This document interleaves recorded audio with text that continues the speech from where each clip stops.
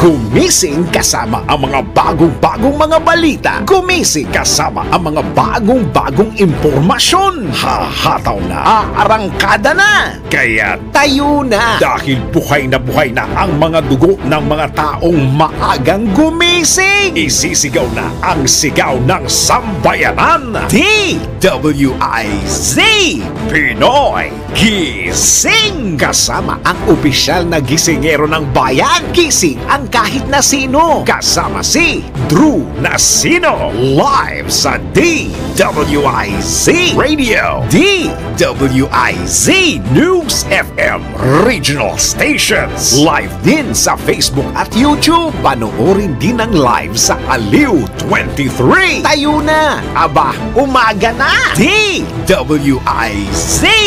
Pinoy Gising. Pinoy Gising. Sa magandang morning, Luzon, Visayas, Mindanao, Mega Manila at sa buong bansa, sa buong mundo. Ngayong pong araw na ito ng Huwebes, ngayon po ay Marso 21 na, taon 2024. Silipin na po natin, alamin na po natin ang mga nabubulabog at mga nagigising na headline. Pinoy Gising. Presyo ng itlog bumaba, mga gulay at isda inaasang magmamahal sa Semana Santa. Philippine Ports Authority at Philippine Coast Guard handa na sa pagdagsa ng mga biyahero sa mahal na araw. Economic Charter Change lusot na sa Kamara. Panukalang tanggalan ng prangkisa ang SMNI, aprobado na rin sa mababang kapulungan ng Kongreso. Resort sa Chocolate Hills, sa paanan ng Chocolate Hills, kakasuhan ng National Water Resources Board sa iligal na paggamit ng tubig. Opisyal ng AFP na na-bypass ang promotion ng CA, aminadong may kalaguyo. At matapos ang pagpatay sa asong si Kilua, mas mabigat na parusa sa mga mapang-abuso sa mga alagang hayop ipinanukala sa Senado. Kasama ang opisyal na gisingero ng bayan. Gising ang kahit na sino. Kasama si Drew Nasino. DWIZ Pinoy Gising. Pinoy Gising. At kayo nga po ay nakatutok dito po sa ipilang may todong lakas DWIZ 882 at Aliw Channel 23. Drew Nasino po yung makakasama ang kaalasing ko po tayo ng Pinoy Gising. Pinoy Gising. At sa nanggigising nga po na detalye nga ng mga balita, gising na ang mga nag-almusal. Lalo po yung mga kumakain po ng itlog. Sumadsad pa sa 15 pesos hanggang 20 pesos ang presyo ng kada, o nabawasan pa ho ng 20 hanggang 15 pesos ang kada tray ng itlog sa ilang pamilihan sa Metro Manila, partikular sa Marikina City. Ayon sa mga vendor, ito dahil sa mataas na supply at mababang demand ng nasabing produkto. Aabot na anya sa 150 pesos ang kada tray ng maliit na itlog, habang nasa 230 pesos naman ang kada tray ng malalaking itlog ninyo. Katumbas ito ng 5 pesos sa kada piraso ng maliit na itlog, 6 pesos sa kada piraso ng medium, habang 7 pesos sa large at 8 pesos sa XL o yung extra large. Una nang inihayag ng Philippine Egg Board Association o PEBA na maliit lamang ang sukat ng mga itlog dahil sa mainit na panahon, bunsod ng paghina nga ng konsumo ng mga manok sa kanilang patuka. Pinoy Gising. Asahan naman ang pagtaas ng presyo ng ilang isda, gulay sa susunod na linggo. Sa Semana Santa po yan. Ito ayon sa Department of Agriculture ay bunsod nga ng dahil magsisimula na sa Lunes. Of course, yung demand po, inaasahang tataas ang demand simula po sa Lunes ng demand sa isda at sa gulay. Marami po kasing Katoliko ang magsisimula nga pong umiwas sa pagkain ng karne.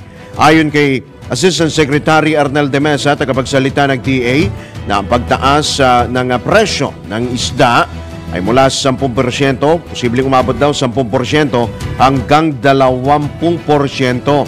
Sa pagsubaybay ng kagawaran nitong nakalipas na linggo, sa ilang palengke, nagkaroon na ng bahagyang pagtaas sa presyo ng isda gaya ng bangus at GG o yung galunggong. Maaari anyang tumaas din ang presyo ng gulay as expected na po yan dahil alternatibo ho itong ulam sa mga umiiwas sa pagkain ng karne. Pinoy Gising! Kaugnay pa rin sa mahal na araw, tiniyak ng Philippine Ports Authority o PPA at the Philippine Coast Guard o PCG ang kahandaan sa inaasahang pagdagsa ng mga mag-uuwian, mga biyaherong mag-uuwian sa kanilang mga probinsya sa Holy Week. Kaugnay nito, kapwa nag-inspeksyon sina PPA General Manager Jay Santiago at PCG Southern Tagalog District Commodore Jeronimo Tovilla sa Batangas Port. Ayon sa PPA, mas maluwag na ngayon ang nasabing pantalan at mas magiging komportable na ang mga biyahero dahil mayroon na itong 8,000 sitting capacity mula sa dating 2,500 lamang. Sunod ito ng pagbubukas ng Phase 2 ng Expanded and Improved Passenger Terminal at mas marami na rin ang mga ticketing booth kaya maiiwasan ang siksikan at mahabang pila ng mga pasahero. Pinoy Gising! Tiniyak naman ng Manila International Airport Authority na sapat mga aeroplanong babiyahe sa Ninoy Aquino International Airport sa Semana Santa. Ayon kay Connie Bungag, Officer in Charge ng MIAA Public Affairs Department, nakipagkita na siya sa mga airline company upang matiyak na handa sila sa pagdagsa ng mga pasahero.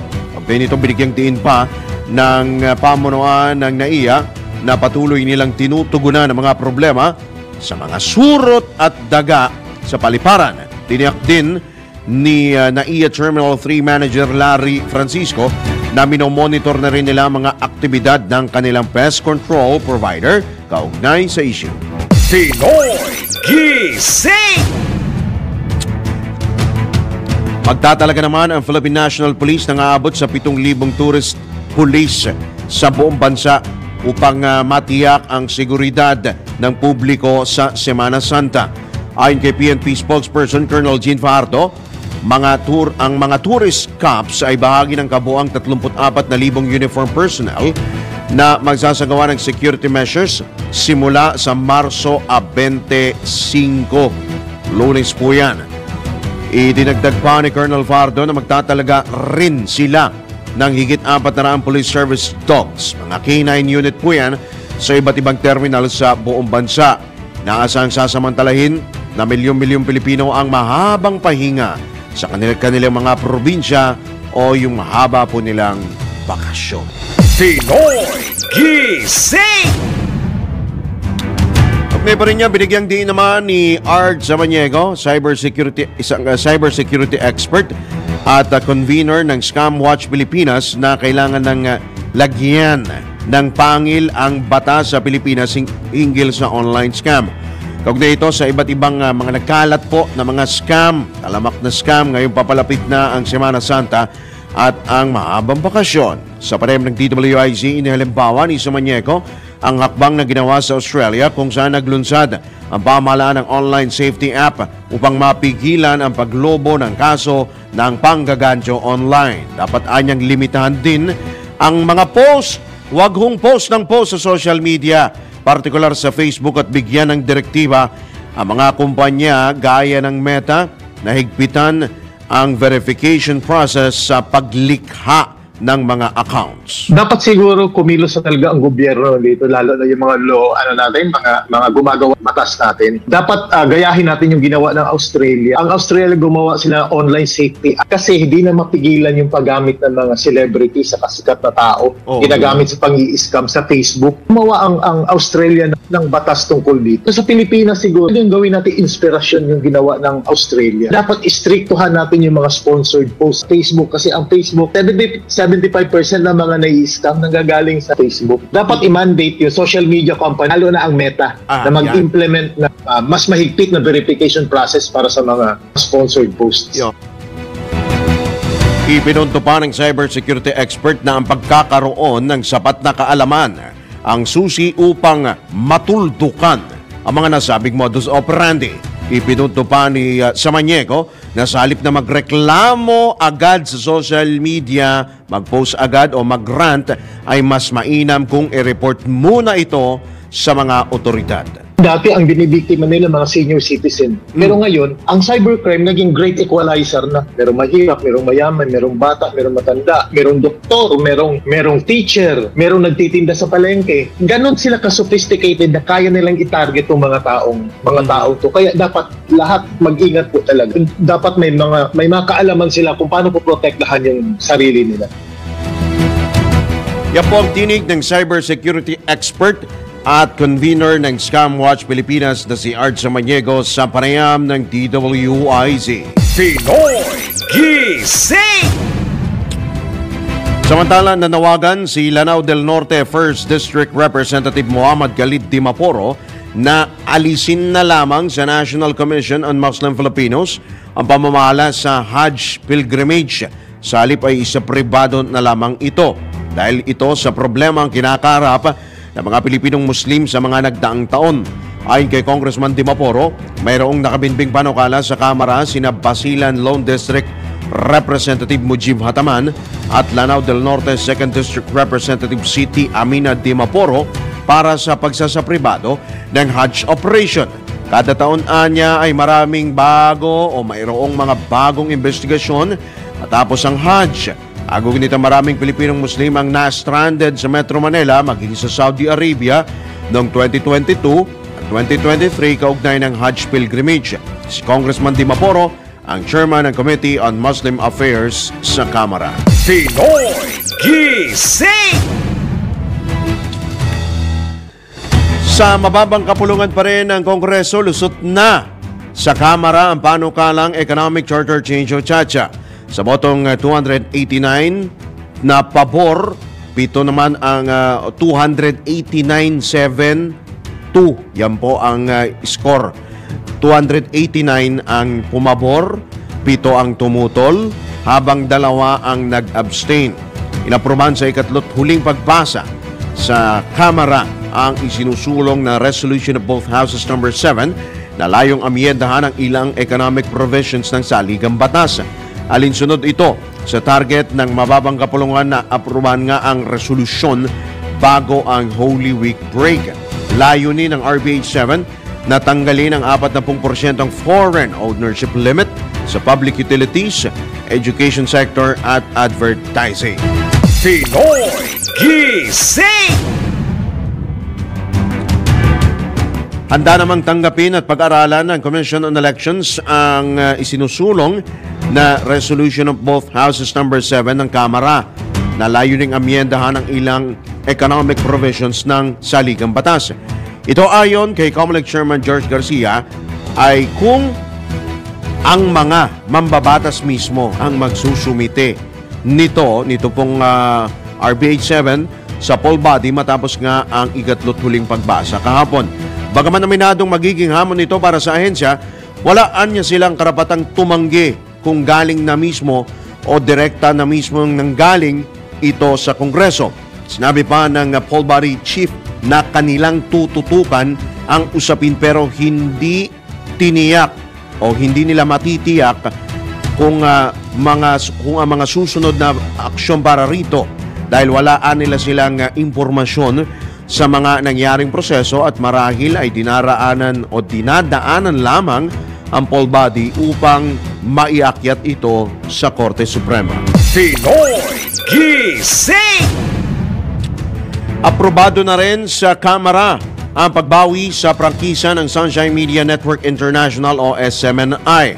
Sa botong 284 na pabor, 4 ang tumutol at 4 naman ang nag-abstain, lumusot na sa mababang kapulungan ng House Bill 9710 na bumabawi sa karapatan ng SMNI na ipagpatuloy ang operasyon sa loob lamang ng 25 taon. Kaugnay nito sa 6 na pagdinig ng House Committee on Legislative Franchises, nakitaan ng paglabag ang SMNI sa ilang probisyon ng kanilang prangkisa.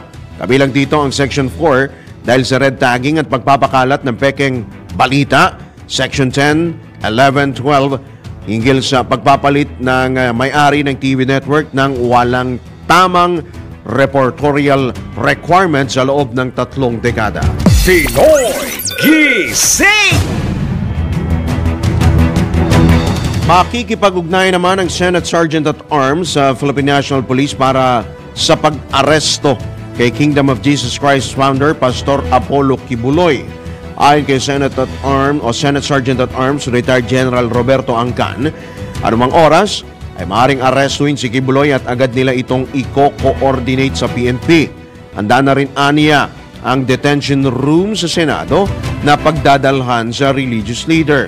Idinagdag pa ni Angcan na sa sandaling nasa kustodiya na ng mataas na kapulungan si Kibuloy, tanging abogado at pamilya lamang nito ang maaaring bumisita. Sa ngayon nakaantabay pa rin mga otoridad sa pag-aresto kay Kibuloy matapos ilabas ang arrest order laban dito. Pinoy Gising! Handa naman si Senador Ronald De La Rosa na sumama sa pagsisilbi ng arrest order para kay Pastor Apollo Kibuloy. Ito naman anya ay kung hihingin ng Senate Sergeant at Arms ang kanyang tulong kapag ipatutupad na ang utos ng Senado na arestuhin ang founder nga ng Kingdom of Jesus Christ. Ayon pa kay Senator Bato, kung si Kibuloy naman ang hihingi sa kanya ng tulong para matiyak ang kanyang kaligtasan o seguridad, ay handa siyang pagbigyan ito. Naniniwala rin ang senador na walang karahasang mangyayari, walang gulo pong mangyayari sakaling isilbi nga ang mandamiento de aresto dahil hindi naman marahas na tao ang pastor, gayon din ang kanyang mga taga-suporta. Samantala naniniwala naman ang mababatas na nasunod lang sila o sumunod lamang sila sa proseso bago humantong sa pagpapalabas ng arrest order at kailangang tumalima ang lahat sa batas. Pinoy Gising! Tiwala naman ang kampo ni Kingdom of Jesus Christ founder Pastor Apollo Kibuloy na mapapawalang bisa ng korte ang mga kaso laban sa religious leader. Ayon kay Attorney Ferdinand Topacio, abogado ni Pastor Kibuloy, ginawa ng legal team ng founder ng KOJC ang kanila makakaya upang maprotektahan si Kibuloy sa lahat ng paglabag sa kanyang karapatan o sa lahat ng paglabag sa kanyang karapatang pantao. Inihahanda na rin anya nila ang iba pang legal na hakbang kaugnay sa mga isyong kinakaharap ni Pastor Kibuloy. Nanawagan din si Topacio sa KOJC founder nanawagan din si Topacio sa publiko na manahimik muna hinggil sa mga kasong isinampa laban sa religious leader bilang pagpapakita ng delikadesa at kanyang binigyang diin na sinasandigan nila, sumasandal sila sa hudikatura na balang araw ay magpapawalang sala sa religious leader. Pinoy Gising! Sa oras na 20 sandali makalipas na ang ikapatang morning, sa pagkakataon ito tayo po alamin na po natin kung ano ang mga hatid na balita mula sa ating pong mga IZ Patrol reporters. DWIZ Patrol Report. Earthquake Preparedness Summit para sa buong Metro Manila at Greater Metro Manila area ilulunsad na ngayong araw. Ang pag-uulat buhat kay Patrol 17, Jopel Peleño. Magsasagawa ang Office of Civil Defense o OCD ng isang Earthquake Preparedness Summit para sa buong Metro Manila at Greater Metro Manila area ngayong araw sa Ermita, Maynila. Layo ng pulong na magkaroon ng plataforma ukol sa iba't ibang earthquake scenario sa bansa at mapagandaan ng bawat sektor ang posibleng the big one o mahigit 7.2 magnitude na lindol sa Metro Manila. Makikiisa rin dito ang mga representante ng mga tanggapan ng gobyerno, uniformadong serbisyo, sibikong organisasyon, non-government organizations o NGO, academe, private sector at mga active local government units. Hinimok naman ng OCD ang publiko na sumama sa pamamagitan ng panonood sa live stream ng Civil Defense PH Facebook page simula alas 9 ng umaga ngayong araw. Ito si Patrol 17 Chopel Peleño. Para sa impilang may todong lakas, DWIZ, nagbabalita ng tama, naglilingkod ng tama. Kapag may bagong balita, naka-on air, agad-agad, DWIZ! Patrol Report. Sa iba pa ring paksa ng mga balita ay kinokonsidera na ng National Water Resources Board o NWRB na magsampa ng kasong kriminal laban sa may-ari o laban sa mismong Captain's Peak Garden and Resort na itinayo sa paanan ng Chocolate Hills. Kaugnay ito sa illegal extraction at paggamit ng tubig nabanggit na resort sa kanilang operasyon. Ayon kay NWRB Executive Director Ricky Arzadon, nadiskubre nilang gumagamit ng deep well ang resort ng walang pahintulot mula sa regulatory body. Kailangan mo may permit kayo dyan. Dahil dito, pag-aaralan ng NWRB kung kinakailangan magsampa ng kaso laban sa Captain's Peak at kanilang ipinalawanag na maaaring pagmultahin, maaari din pong pagmultahin ang mga may-ari ng resort sa ilalim ng Water Code of the Philippines. Pinoy Gising! Samantala, Pilipinas at Cambodia higit na paiigtingin ang kanilang defense cooperation. Nagbabalik si Patrol 17 Jopel Pileño. Palalakasin ng Pilipinas at Cambodia ang kanilang defense cooperation kasunod ito ng naging pagpupulong nila Department of National Defense Secretary Gilbert Teodoro at Ambassador of Cambodia to the Philippines His Excellency Pan Pub matapos bumisita sa DND headquarters sa Campo Aguinaldo. Sa pulong, hinikayat ni Secretary Teodoro ang Cambodia na paigtingin ang kanilang ugnayan pagdating sa larangan ng cybersecurity, humanitarian mine action at disaster risk reduction. Kaugnay nito, personal namang inimbitahan ng Cambodian Ambassador ang kalihim para dumalo sa pag-host ng Cambodia ng 5th Review Conference of the Convention on the Prohibition of the Use, Stockpiling, Production, and Transfer of Anti-Personnel Mines and their Destruction na may temang Siem Reap Angkor Summit on a Mine-Free World. Nagkasundo ang dalawang opisyal na kapwa-signatory ng Convention of Cluster Munitions ng Pilipinas at Cambodia na maging magkatuwang sa pagsugpo ng iligal na paggamit ng mga landmine at improvised explosive device o IED na may masamang epekto sa mga sibilyan at komunidad. Ito si Patrol 17 Jopel Pileño para sa impilang may todong lakas, DWIZ, nagbabalita ng tama, naglilingkod ng tama. Kapag may bagong balita, naka-on air, agad-agad, DWIZ Patrol Report. Samantala, serbisyo para kay Juana sa Kangkalu bilang bahagi pa rin ng pagdiriwang ng Women's Month idulunsad. Ang pag-ulat mula sa ating Metro Patrol, Bet Samson. Aling Bet. Metro Patrol reports. Pinangunahan ni Mrs. Aubrey Malapitan ang pagdaraos ng Mobile City Hall sa Barangay 142 at Barangay 118 kasama ang mga bumubuo ng kababaihang may aksyon at malasakit sa inyo.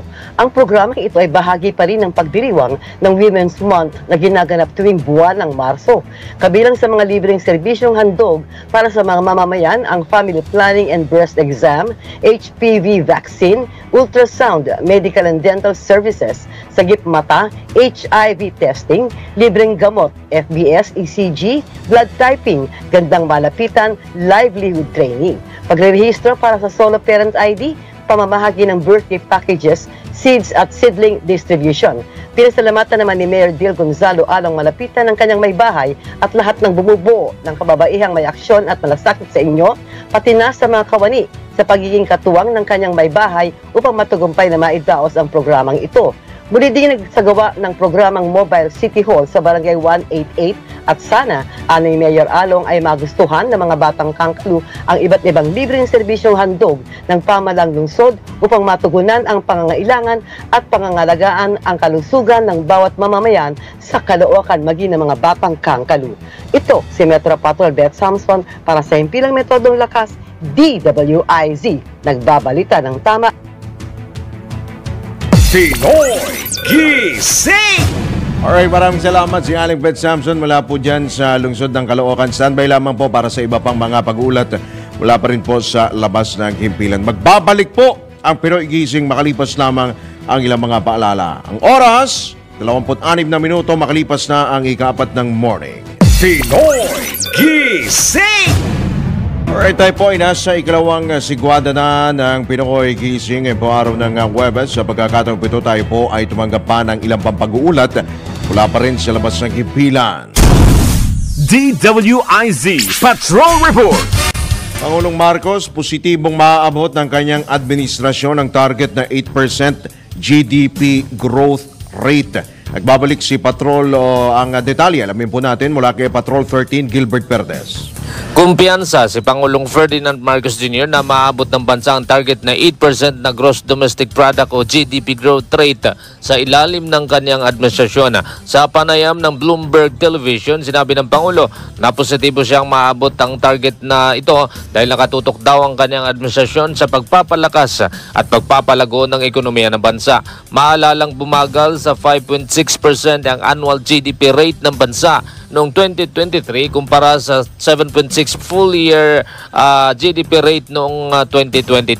Gayunpaman, tiwala ang Pangulo na makakamit ng bansa ang 6.5 hanggang 7.5% na target na paglago ngayong taon, bunga ng mga pinatutupad na bagong policies para matugunan ang epekto ng mga economic shock. Mahalagaan niya na maibigay ang pinakamagandang resulta para sa mga Pilipino. Samantala, binida ng Presidente ang pagtaas daw ng halaga ng piso sa loob ng 3 buwan na magandang indikasyon anya na lumalago nga ang ekonomiya ng Pilipinas. Patrol 13, Gilbert Perez, nagbabalita ng tama, naglilingkod ng tama. Samantala, mahigit 1,000 pulis ipakakalat sa buong Region 3 sa Semana Santa.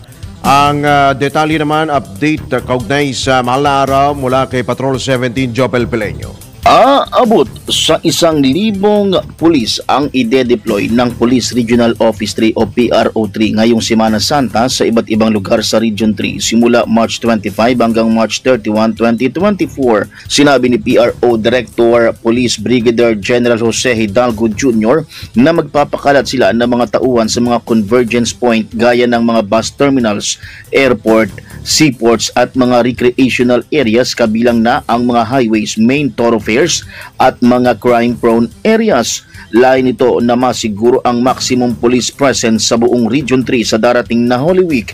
Payag ni Hidalgo, maglalatag din sila ng mga police assistance desk sa mga matataong lugar kabilang na sa mga simbahan at mga pilgrimage sites sa rehiyon. Magpapakalat din aniya sila ng mga foot at mobile patrols at mga force multipliers gaya ng mga barangay police na magsisilbing katuwang nila sa pagpapatrolya at pagbabantay sa mga kabahayan o mga residential area. Ito si Patrol 17 Chopel Peleño. Para sa impilang may todong lakas, DWIZ, nagbabalita ng tama, naglilingkod ng tama. Samantala, Pangulong Marcos, aminadong hindi bababa sa bilyong piso ang lumobo na po. Aminadong lumobo na ang pinsala o halaga ng pinsalang dulot ng tagtuyot sa bansa. Nagbabalik si Patrol 13 Gilbert Perez. Inamin mismo ni Pangulong Ferdinand Marcos Jr. na hindi raw bababa sa bilyong piso ang iniiwang pinsala ng tagtuyot sa bansa. Ayon kay PBBM, matindi raw ang pananalasa ng El Nino sa hilagang bahagi ng Pilipinas.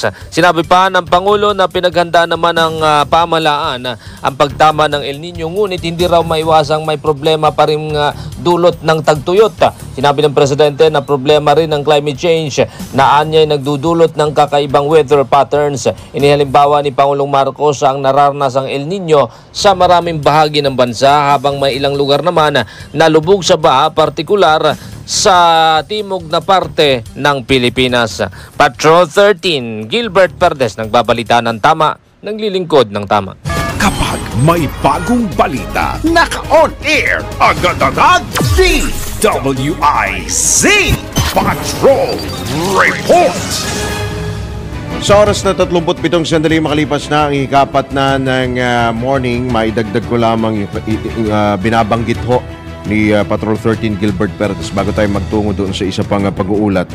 Yung may nako-comment dito, yung tungkol sa El Nino, sa tagtuyot po. Sabi ni Nestor Rivera, good morning, mainit dito sa North Cotabato. Actually nga, Nestor, last week, di ba tama, dyan naitala yung umabot sa 43 degrees Celsius yung heat index dyan sa bahagi na yan ng bansa. And then nung ito naman pong Martes o Lunes, umabot sa 47 degrees Celsius yung heat index sa may La Union. Sabi dito ni Nestor Rivera, kahit daw mainit sa kanila sa North Cotabato, hindi apektado ang pangingitlog ng mga itik na source ng egg supply nila. 8 lang ang layers daw niya araw-araw, pinakamababa ang 4 na itlog. Siguro nakadepende rin talaga sa lugar, ano.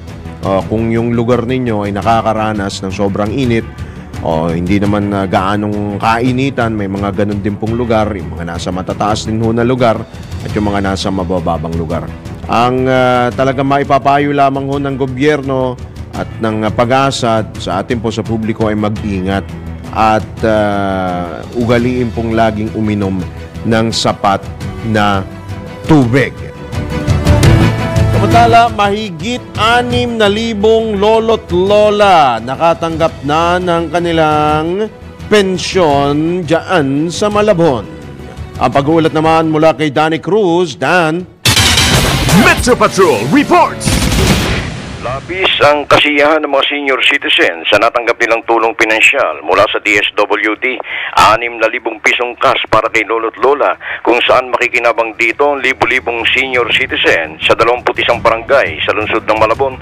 Dumating ang mga lolo't lola, ang iba dito ay nakatungkod na, naka-wheelchair, pero may ngiti sa labi dahil dumating na nga ang tumataginting na 6,000 piso na hinihintay daw nila sa loob ng 6 na buwan. Ayon sa kanila, marami itong mabibiling gamit na kanilang kakailanganin. Samantalang masayang binisita ni Congresswoman J. Lacson Noel ang social pension na ito sa Malabon Sports Complex.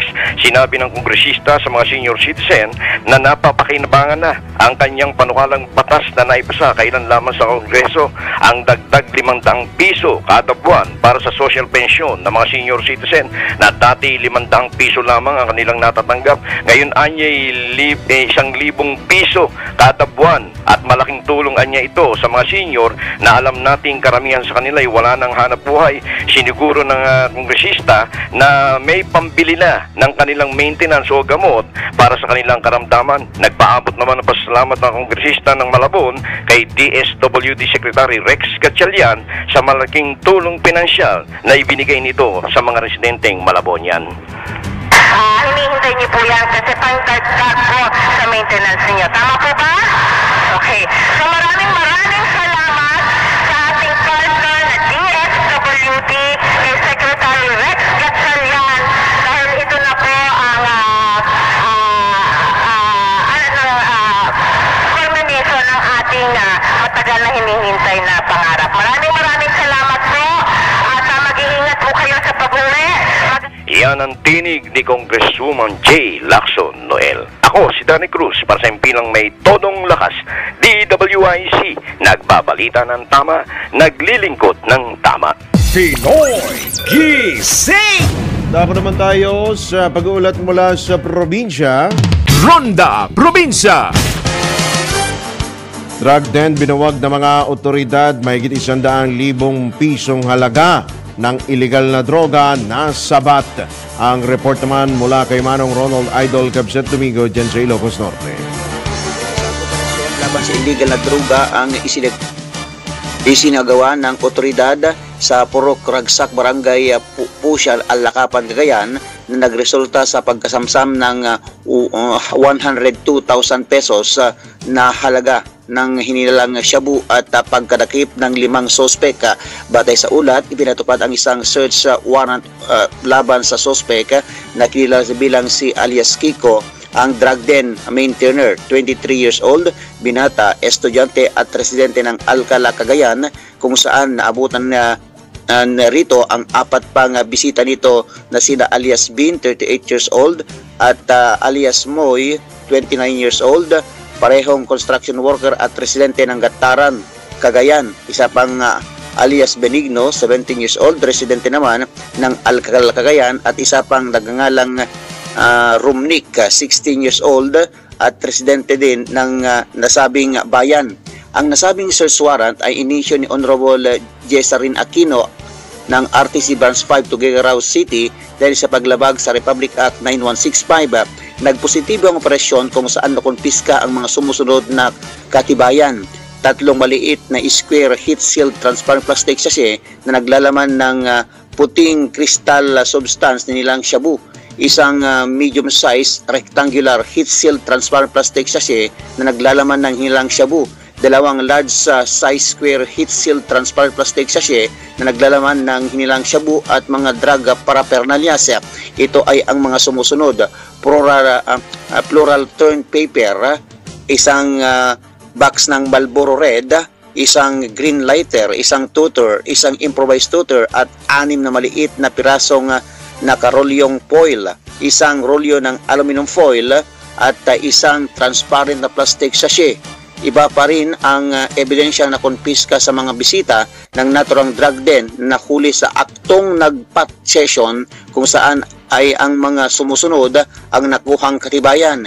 Isang maliit na sukat na hugis sa parihaba na punit-punit na plastic sachet na naglalaman ng ilang shabu, 2 kulay dilaw na lighter, isang improvised tutor, isang pang-tutor, isang maliit na gunting at isang kahon na naglalaman ng maraming nakarolyong foil. Ang kabuuan bigat ng nakumpiskang hinilang shabu ay mahigit kumulang na 15 gramo na may standard drug price na 102,000 pesos. Ang pagmamarka at inventaryo ay isinagawa sa lugar ng operasyon sa presensya ng mga sospek at 3 opisyales sa lugar bilang mga saksi. Dadalhin ang restong sospek sa PNP Drug Enforcement Group, Special Operation Unit at iba pang ahensya ng PNP Tuguegarao, PNP sa Cagayan. Ito ang Ronda Patrol. Ronald Idol Domingo, nagbabalita ng tama, naglilingkod ng tama. Pinoy Gising! Alright, magbabalik po muli ang Pinoy Gising makalipas lamang ang ilang mga paalala. Ang oras, 15 minuto na lamang bago sumapit ng ganap na alas 5. Pinoy Gising! Alright, tayo po ay nasa uling bagay na po ng Pinoy Gising. Tayo po ay tumagapan ng isa pang pag-ulat mula pa rin sa probinsya. Ronda Probinsya! Mataas na opisyal ng CPP-NPA sa Bicolandia arestado. Sino yan? Melvin Machado. Isang mataas na opisyal ng CPP-NPA Bicol na porsigido ang pamahalaan sa kampanya laban sa insurhensya sa Rion. Arestado ng tropa mula 9th Infantry Division Philippine Army, CIDG at PNP Bicol sa barangay Balangibang, Pulang Galbay si Reynaldo Hugo na may alias na Adel, Winston, Yulo at Wait. Tumatayong acting secretary ng Bicol Regional Party Committee at deputy head ng National Operations Command sa Bicol ng CPP-NPA. Maliban kay Hugo, arestado din ang isa umanong Vanessa Avila at 2 pa nitong kasamahan na hindi na pinangalanan. Baril, IED, granada, laptop at sasakyan ang nakumpiska sa mga ito. Ayon sa 9th Infantry Division Philippine Army, dating nagtatago ang suspect sa barangay Bagong Silang del Gallego, Camarines Sur, kung saan naganap naman ang bakbakan ng militar at mga rebelde nitong nakaraang Marso 4 kasalukuyang taon. Ito ang Ronda Patrol, Melvin Machado para sa Impilang May Todong Lakas, DWIZ. Nagbabalita ng tama, naglilingkod ng tama. Pinoy Gising! Sa ilang pa pong mga pahabol na balita po ngayong araw, aminado si Armed Forces of the Philippines Brigadier General Ranulfo Sevilla na bigong makalusot sa Commission on Appointments sa promosyon. O aminado po itong si General Sevilla na nagkaroon siya ng kalaguyo o ibang babae. Ito nang ginawa ni Brigadier General Sevilla ang alegasyon ng child abuse na ipinupukol laban sa kanya. Ayon sa AFP official, nagkaroon siya ng relasyon sa ibang babae pero ito'y pagkatapos lamang niyang maghain ng annulment. Kaya pala laban sa kanyang asawa na si Tessa Luz Reyes Sevilla. Idinagdag pa ng general na ang mga kasong paglabag sa VAUC o Violence Against Women and Children na isinampalaban sa kanya ay na-dismiss na ng korte.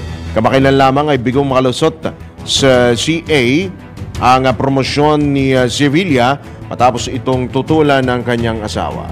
Pinoy Gising! Sa iba pang balita, update po dito sa viral po na aso na si Kilua. Isinusulong ni Senator Grace po ang pagpapatupad ng proposed Revised Animal Welfare Act na siyang magpapataw ng mas mabigat na parusa sa mga individual na magmamaltrato at magtotorture sa mga hayop, lalo po sa mga alaga pong hayop, kung saan makukulong sila ng 1 taon at 6 na buwan hanggang 3 taon kung mapapatunayang nagkasala.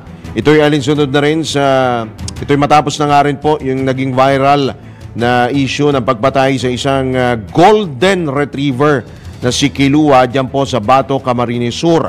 Naniniwala si Senator Poe na importante ang pagtutulungan ng buong komunidad upang matuldukan ang animal cruelty sa bansa.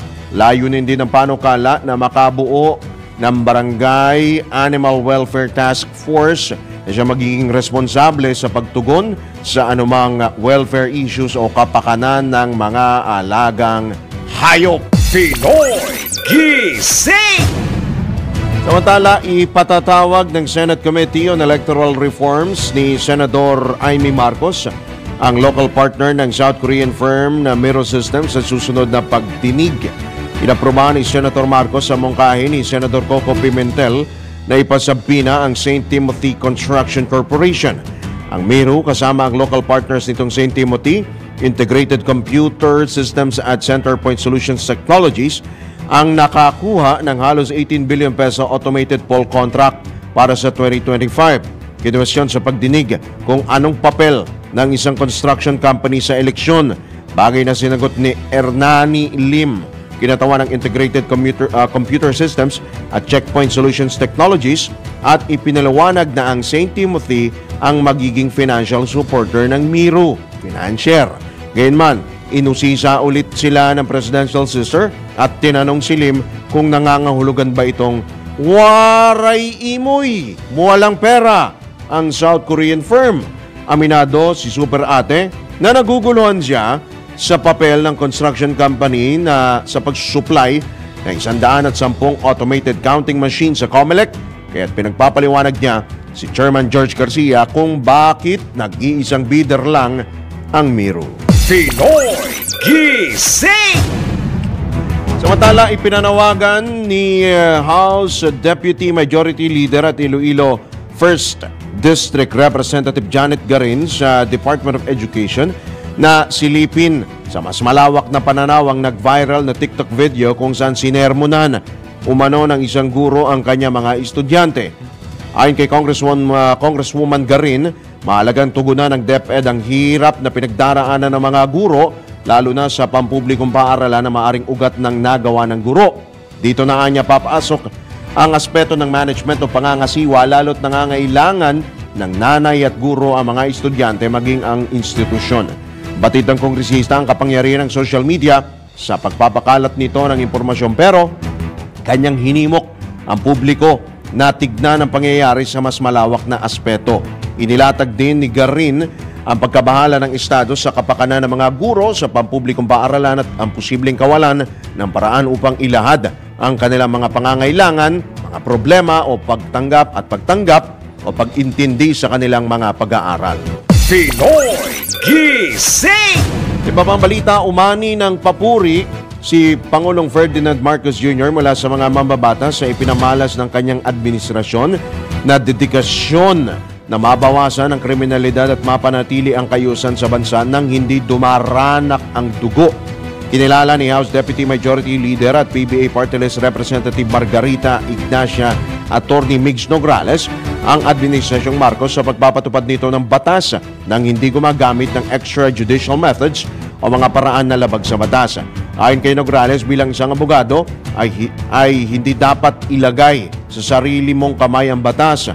Ganito rin ang inihayag ni House Deputy Majority Leader at Iloilo 1st District Representative Janet Garin, kaya't nagpaabot ito ng pagbati sa administrasyon ni Pangulong Marcos.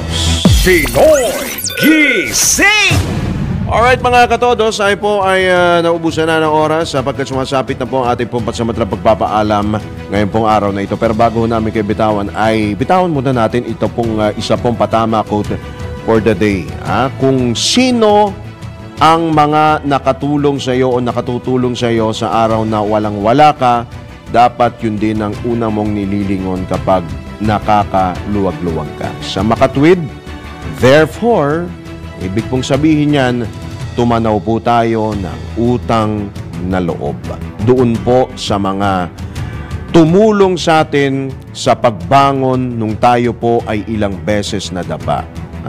Yan po ang ating pong pakakatandaan. Pero yung pagtanaw po ng utang na loob, meron din naman ang hangganan yan. Diba? Kapag ikay nakakaluwag-luwag, huwag mong kalimutang tumanaw ng utang na loob. Lumingon ka doon sa mga taong nakatulong sa iyo.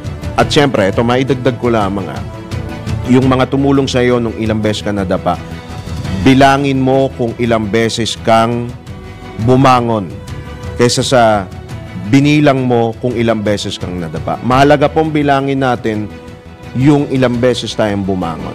Yan po ang pinakamahalaga. Sapagkat yung nadapa ho tayo, ilang beses ho tayo nadapa, yan po ang magsisilbi pong aral sa atin, magsisilbi pong leksyon para tayo ay bumangon at para po tayo ay magkaroon po ng lakas na loob na kaharapin yung mga susunod na mas malaking hamon na naghihintay pa ho sa atin. Alright? At batiin nga pala ho natin ng isa pong maligayang, ang dami nun, maligayang kaarawan, si Ginoong Dennis Antenor Jr., ang ating pong DWIZ Aliw Broadcasting VP for Business Management. At isa rin po sa mga host ng mga programa dito po, ng ilang programa sa Hipila May Totong Lakas at Aliw 23. Happy birthday kay Sir Dennis Antenor Jr. Muli po, ito po yung lingkod, Drew Nasino, nagbabalita ng tama, naglilingkod ng tama, susunod na ang Arangkada Balita. Makakasama po ninyo si Miss Judith Estrada Larino. Gumising kasama ang mga bagong-bagong mga balita. Gumising kasama ang mga bagong-bagong impormasyon. Hahataw na, aarangkada na. Kaya tayo na. Dahil buhay na ang mga dugo ng mga taong maagang gumising. Isisigaw na ang sigaw ng sambayanan. DWIZ Pinoy Gising.